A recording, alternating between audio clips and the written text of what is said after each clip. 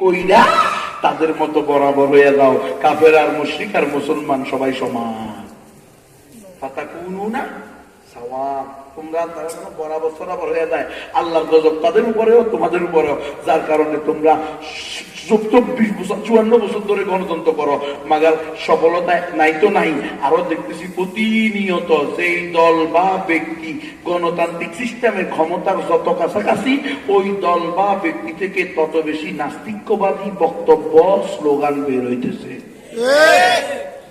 এজন্য বলি বাবারা, দাদারা, মায়েরা, ওলামায়ে হাক্কানি রব্বানিগণ, তোলাবায়ে জামরা, আর কত ধোঁকা খাইবা? ফিরে আসো, ফিরে আসো। কোরআন সুন্নাহর বাহিরে মুসলমানদের সফলতা কামিয়াবি কোনোভাবেই সম্ভব না। আকীদা ঠিক করো, মুসলমান ছাড়া আর কেউ জান্নাতে যাবে না, ইসলাম ছাড়া অন্য কোন ধর্ম গ্রহণযোগ্য না। তাহলে তোমার আমার সমসাময়িক হিন্দু বৌদ্ধ অমুসলিম যারা আছে, তারা যদি ঈমান ছাড়া মৃত্যুবরণ করে জান্নাতে যাবে না জাহান্নামে যাবে? নিশ্চিত জাহান্নামে যাবে। এই মুসলমানেরা, এই এলাকার নাম কি? চরকাউনা। চরকাউনা এলাকা বা চরকাউনা যে ইউনিয়ন, এই ইউনিয়নে হিন্দুরা আসেনি? এরা যদি ঈমান ছাড়া মৃত্যুবরণ করে, ওয়াসিকাল্লাযীনা কাফারু ইলা জাহান্নামা যুমারা হাত্তা ইযা জাউহা ওয়াফতিয়াত আবওয়াবুহা ওয়া ক্বালা লাহুম খাযানাতুহা আলাম ইয়াতিকুম নাযীর। কাল কিয়ামতের মাঠে জাহান্নামীরা যখন জাহান্নামে যাবে, জাহান্নামের খাজান, দারোয়ান, কিয়ারতাকার, পাহারাদার জিজ্ঞেস করবে, আলাম ইয়াতিকুম নাযীর। হিন্দু বৌদ্ধ খ্রিস্টানরা দলে দলে জাহান্নামে যাও খা, এই জাহান্নাম সম্পর্কে কি কোনো ভীতি প্রদর্শনকারী তোমাদের কাছে আসে নাই? কারণ চরকাউনা এলাকার মুসলিম মুসলিমারা, মুমিন মুমিনারা তখন সমস্ত জাহান্নামীরা দুই ভাগে বিভক্ত হবে। এক ভাগ আবু লাহাব, আবু জাহল, উতবা, শাইবা, কারুন, হামান, সাদ্দাত, নমরুদ, ফিরাউন, যাদের কাছে নবী রাসূল গিয়েছে, দাওয়াত দিয়েছে, অতঃপর তারা ঈমান গ্রহণ করে নাই, মিথ্যা প্রতিপন্ন করছে। তারা করবে, তারা বলবে, বালা কদ জাআনান নাযীর ফাকাযযাবনা, আল্লাহ আমাদের কাছে জান্নাতের সুসংবাদদাতা আসছে, জাহান্নাম থেকে ভীতি প্রদর্শনকারী আসছে, কিন্তু আমরা তাদেরকে মিথ্যা প্রতিপন্ন করছি। আবু জাহেল রাসূলের আরবিকে বলেছিল, কুফাই আবনাকি আন্নী উশাহিদুকা ইয়াউমাল কিয়ামাতি আন্নাকা কদ বাল্লাগতা। ও আমার ভাতিজা মুহাম্মদ বিন আব্দুল্লাহ, আমি তোমার পক্ষে তোমার রবের সামনে কালকে আমাদের মাঠে সাক্ষী দিব যে তুমি আমার কাছে দাওয়াত পৌঁছানোর মতো পৌঁছাইছো। বাল্লাগা ইউবাল্লিগু তাবলীগান মানে হলো হক আদায় করে দাওয়াত পৌঁছানো। ভাতিজা, তুমি আর আমারে দাওয়াত দিও না, আমি তোমার পক্ষে সাক্ষী দিব যে তুমি আমার কাছে হক আদায় করে দাওয়াত দিয়েছ। কিন্তু হে চরকাউলা এলাকার মুসলমানেরা, আপনারা আমার এই ইউনিয়নবাসী যদি তাদেরকে, অমুসলিম যারা আছে, হিন্দু বৌদ্ধ উপজাতি, তাদেরকে যদি আমরা ইসলামের দাওয়াত না দিয়া, আইয়ুহান নাস কুলু লা ইলাহা ইল্লাল্লাহু তুফলিহুন ওয়া মান ইয়াবতাগি গায়রাল ইসলামি দীনান ফালান ইউকবালা মিনহু ওয়া হুয়া ফিল আখিরাতি মিনাল খাসিরিন, এই দাওয়াত যদি আমরা আমাদের সমসাময়িক অমুসলিমদেরকে সুযোগ থাকা সত্ত্বেও, ব্যবস্থা থাকা সত্ত্বেও না দিয়ে থাকি কোনো না কোনো ভাবে, তাহলে তারাও কি বলবে? বালা কদ জাআনান নাযীর। তারা কি বলবে? যদি আমাদের কোনো না কোনো মুসলমানের মাধ্যমে, নারীরা নারীদের মাধ্যমে, পুরুষরা পুরুষদের মাধ্যমে দাওয়াত না পায়, তাহলে তারা বলবে, মা জাআনা মিন বাশীরিন ওয়ালা নাযীর। আল্লাহ আমাদের কাছে কোনো জান্নাতের সুসংবাদদাতা আসে নাই, জাহান্নাম থেকে কোনো ভীতি প্রদর্শনকারী আসে নাই। আল্লাহ আপনি বলছেন লিকুল্লি উম্মাতির রাসূল, প্রত্যেক উম্মতের জন্য রাসূল আছে। আপনি বলছেন ওয়া মিন উম্মাতিন ইল্লা খালা ফিহা নাযীর, এমন কোন জাতি নাই যাদের মধ্যে আমি ভীতি প্রদর্শনকারী পাঠাই নাই। আল্লাহ আপনি ওয়াদা করেছেন, ওয়া মা কুননা মুআযিবিনা হাত্তা নাবআসা রাসূলা, নবী রাসূল পাঠানো ছাড়া আমি কাউকে শাস্তি দিতে পারি না।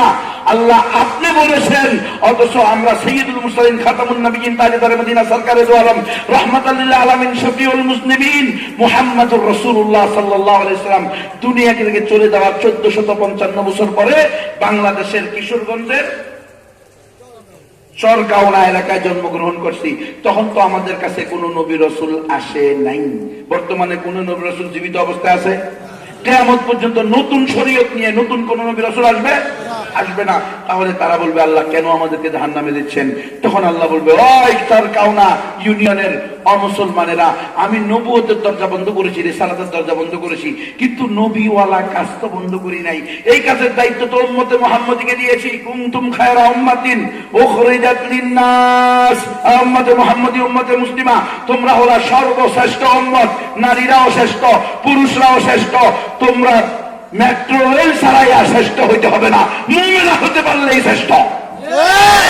তোমরা ফুটবল খেলোয়াড় হইয়া আর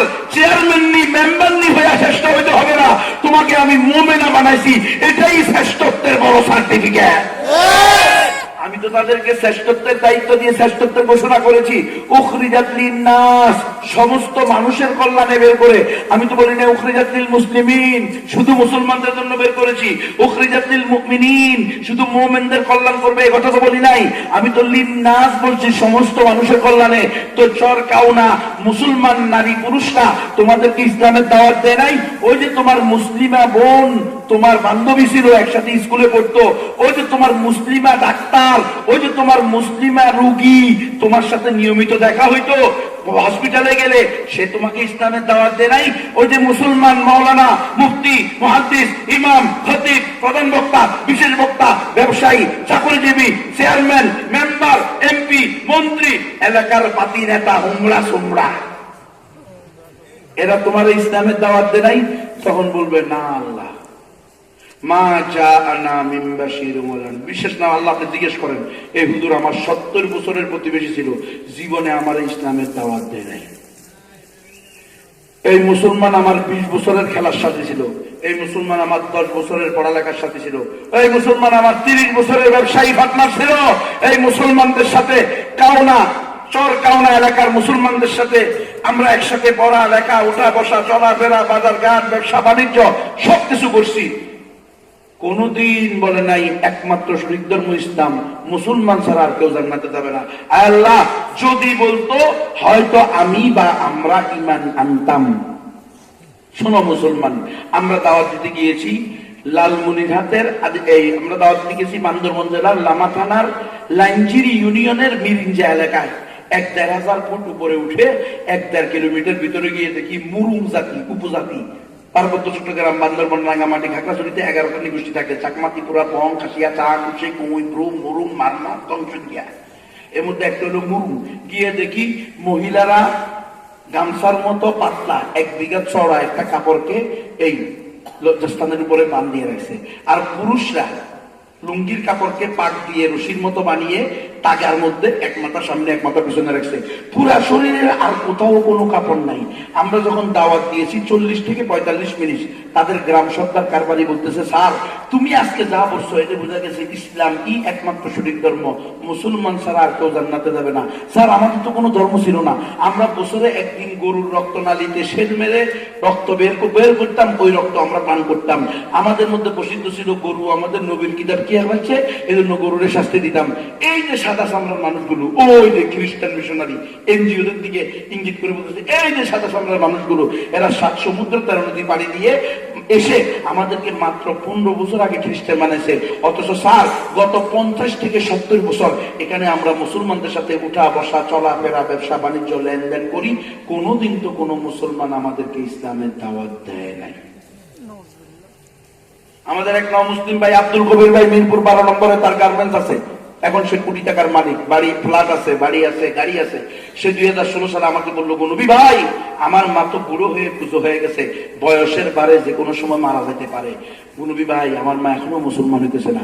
আল্লাহ আমাকে তো ইমান দান করছে, আলহামদুলিল্লাহ আমি সৌভাগ্যশীল যে আমি ইমান পেয়েছি, কিন্তু আমার মা যদি ইমান ছাড়া মরে আমি তো সহ্য করতে পারবো না, কারণ আমার মা তো চিরস্থায়ী জাহান্নামে চলবে। নবী আমার মন চাইতেছে আপনি সহ গেলে আমার মাকে দাওয়াত দিলে হয়তো আমার মা ইমান আনতে পারে।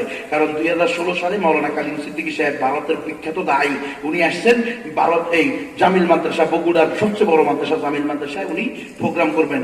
আমরা সেখানে যাবো বলতেছি, সেখান থেকে মাত্র 1-1.5 ঘন্টার রাস্তা, গ্রামের রাস্তা। আমার নিজের প্রাইভেট কার আছে, আপনি চাইলে আমি আপনাকে সাথে করে নিয়ে যাব। যাওয়ার সময় সে তার বাল্যকালের বন্ধুকে নিচে বগুড়া শহর থেকে বলতেছে, নবী ভাই এই হলো আমার বাল্যকালের বন্ধু, আর এর বাবা ছিল আমার বাবার বাল্যকালের বন্ধু। এরা ছিল মুসলিম পরিবার, আমরা ছিলাম হিন্দু পরিবার। আমরা পারিবারিক ভাবে সম্পর্ক থাকার কারণে আমার মা তাকে ভালো করে চিনে। আপনি আমার বন্ধুকে নিয়ে আমার মাকে দাওয়াত দেন, আমি অন্যান্য আত্মীয় স্বজনের সাথে দেখা করি। এই মুসলমান শোনো, পর্দার মায়েরা শোনো, ওই বুড়ি মা আমাকে বলছে, এই হুজুর, নবী বলতেছে, হুজুর তোমার কথা যদি সঠিক হয়, ইসলাম ই একমাত্র সঠিক ধর্ম, মুসলমান ছাড়া আর কেউ জান্নাতে যাবে না, তাহলে আজকে আমার বুড়ার কি হবে?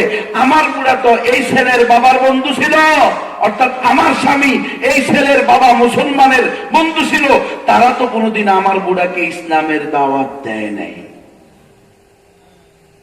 বুঝতেছ?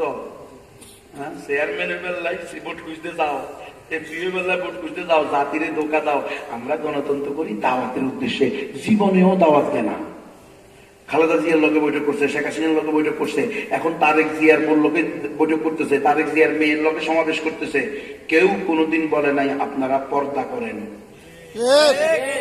আপনাদের উপরে পর্দা করুন। এই তারেক রহমান সাহেব, আপনার স্ত্রীকে পর্দায় নেন। আপনার মেয়ের মাথায় ওড়না নাই কেন, বুকে ওড়না নাই কেন? এদেশের 90% মানুষ মুসলমান, তাহলে কেন